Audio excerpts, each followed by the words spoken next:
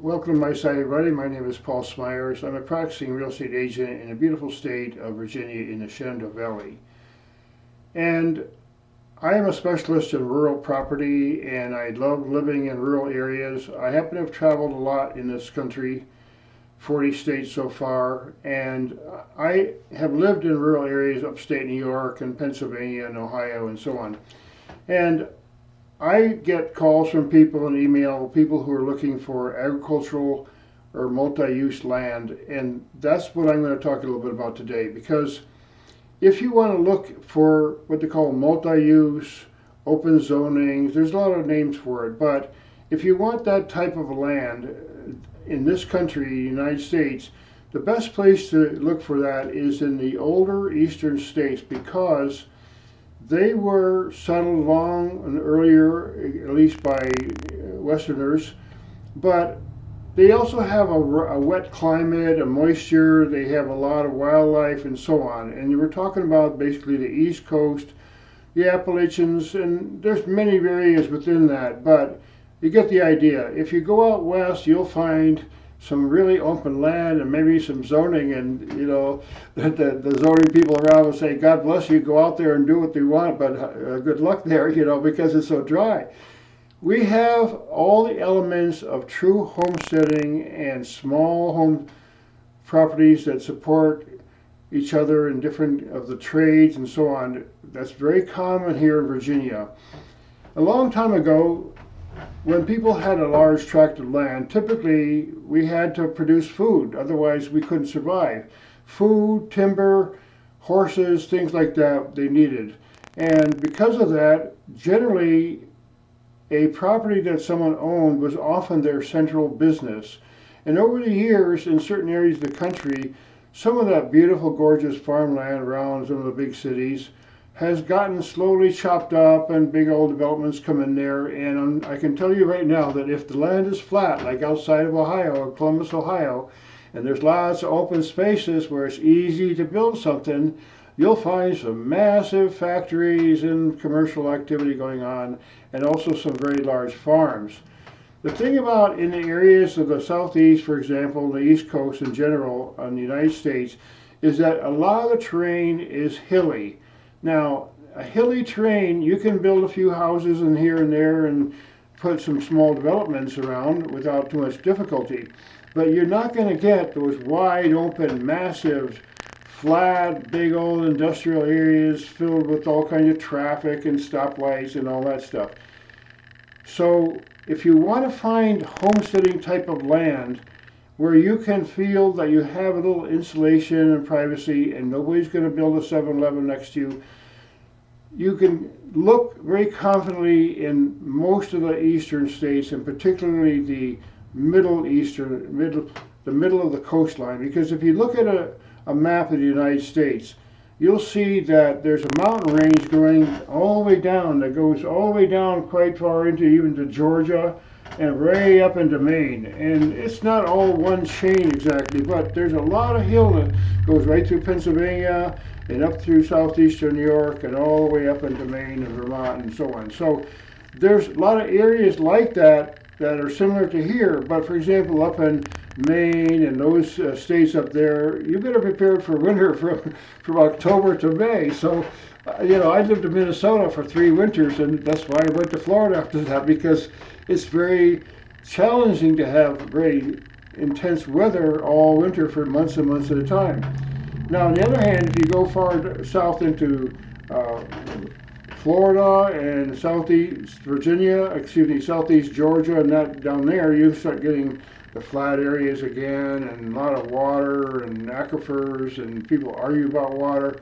I don't recommend that, because I've been to Florida, all over the state of Florida, but frankly, that's why I don't live there.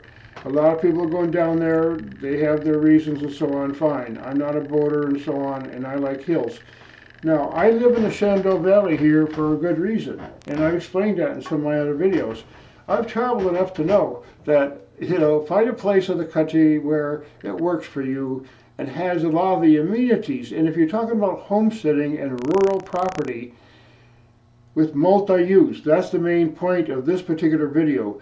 Multi-use originally stems from the homesteads, the farmers, the people who have different kinds of activities and businesses on their property, timber and so on. Sometimes it's timber and cows and who knows else, maybe a garden, maybe some corn, all on one big property. You see, so multi-use is very, very common, and it's embedded in the zoning and the history of Virginia in particular, because Virginia has the most private farms of any state. I found that out a few years ago. I hope it's still true.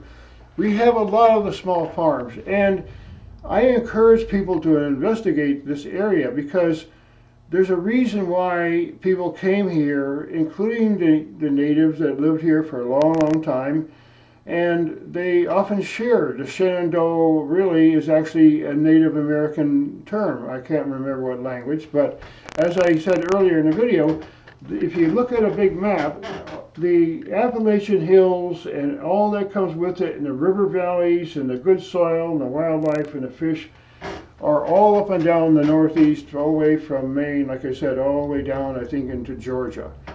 So if you're looking for homesteading, I specialize in the Shenandoah Valley, the Upper Shenandoah Valley. I've driven all kinds of small back roads around here. And believe me, if you look, you can find.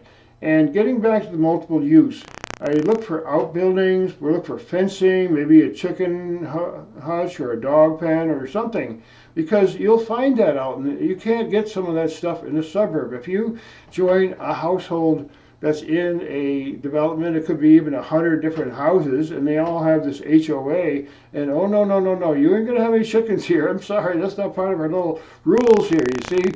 But if you want multi-use property, and that's embedded, that you don't have to just whine and complain and go through all these hoops to get liberal use of your land in agricultural zoning, as long as you don't go crazy and do something really stupid like have a car wash way out in the boonies somewhere on your 50 acres.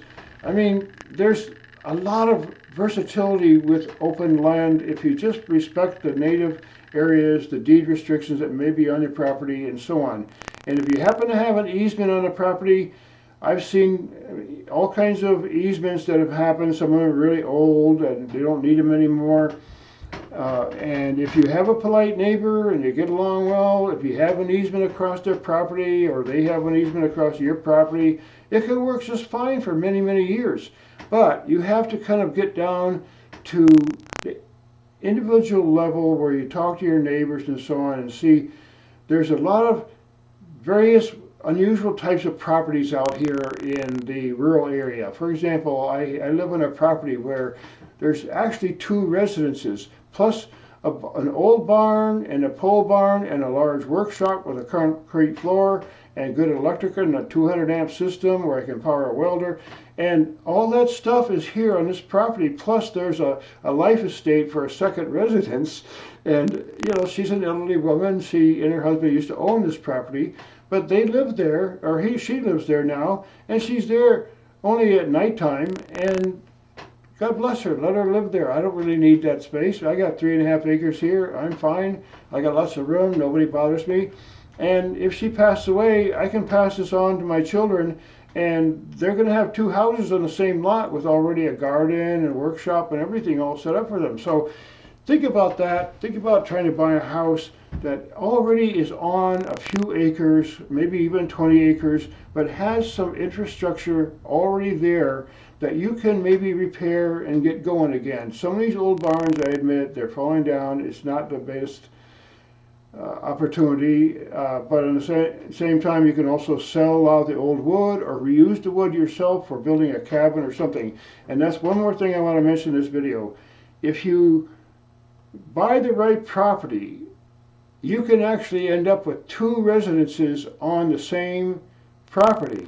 And I'll give you an example. Right on my road, about 5 or 6 miles down the road, a few years ago, there was a 1-acre lot next to some woods on a quiet road with a sunny, basically flat piece of land, and it was 1 acre. And they had a mobile home there on the back, and then they had another regular house, okay? And so you had 2 residences on a 1-acre property, and it went for $225,000. And it was sitting there in the market for a while. And I kept thinking, like, somebody's got to buy this thing. Because you got like a rental right there is going to pay half your mortgage. It's built in, it's already grandfathered. And you want to make it an Airbnb or a hip camp, or you want to make it a Verbo. You got some income coming in right there.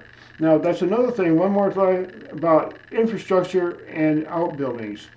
Sometimes you can get a place where you can park someone else's RV boat. People that own boats and they want to park it for some place in the wintertime, whatever. Okay, you can charge a little bit of money and make a little extra money for that little barn that's sitting down there. You just park some RV or some trailer or some piece of machinery down there, and you collect a little bit of passive income. So again, finding open zoning, so-called open zoning, liberal use, multi-use property. Look for the areas in the country where there's already agricultural zoning in place and has a history of local support from the state and the local governments. Because in Virginia, for example, agriculture is one of the top industries. I believe it's number 2. Maybe it might even be number 1. But agriculture as an industry supports all kinds of farming and other kinds of activities, people and their trades and everything. And plus you have food right nearby. So again, I want to make these videos short as I can. Like and share, I appreciate it. I specialize in rural property. I work for Lions Team Realty in the Bedford County, Virginia. And that's a whole other beautiful county I'll tell you about in another video. Thanks for watching. Please like and share. I appreciate it.